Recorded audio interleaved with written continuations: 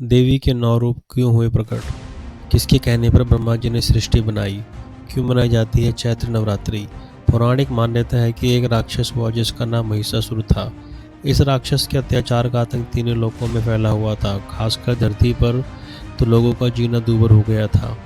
महिषासुर का कोई दूसरा हरा नहीं पा रहा था। दरअसल उसे वरदान मिला था कि कोई भी देव या दानव उसे ना तो हरा सकता है और ना ही उसका अंत कर सकता है। महिषासुर के अत्याचार से हर ओर त्राहिमाम मचा हुआ था, जिससे परेशान होकर सभी देवता माता पार्वती के सामने प्रस्तुत हुए और उनसे रक्षा की प्रार्थना की।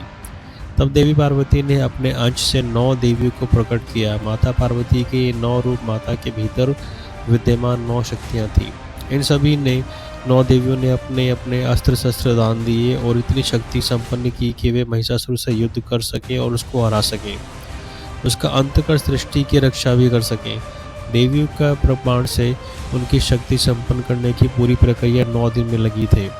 चैत्र नवरात्रि की महिमा तिथि से 9वीं तिथि से सभी देवियों को सुदृढ़ किया गया। मान्यता है कि तभी से इन 9 दिनों को हर वर्ष चैत्र नवरात्रि के रूप में मनाया जाने लगा।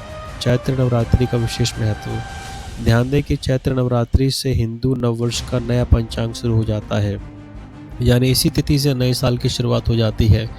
दरअसल चैत्र नवरात्रि का धार्मिक दृष्टि से विशेष महत्व है, क्योंकि चैत्र नवरात्रि के शुक्ल पक्ष में ही इसके बाद आदिशक्ति के कहने पर ब्रह्मा जी ने पूरी सृष्टि का निर्माण किया। यही कारण है कि चैत्र शुक्ल प्रतिपदा तिथि और हिंदुओं में बहुत महत्व है। इसी तिथि से हिंदू नववर्ष प्रारंभ होता है।